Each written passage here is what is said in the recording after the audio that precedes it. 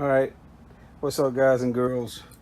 If you're a nitpicker like me, you want to like do the all whatever you can do to make your ram look tough.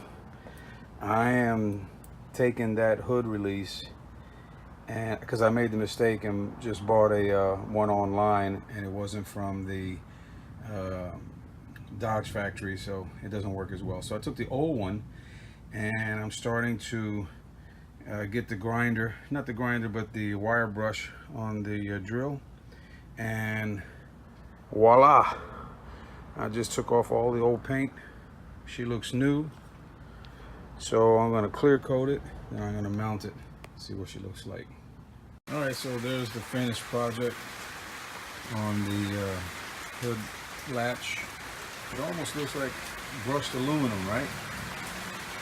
I don't know if they sell it like that, but hey, you can do it yourself. It won't cost you anything. So it's either a thumbs up or a thumbs down. I say thumbs up. What do you think? If you haven't subscribed to my channel already, do so. It's free, doesn't cost anything. I got other videos on how to do awesome things to your Dodge Ram second gen. All right, guys, girls, be cool. Take it easy.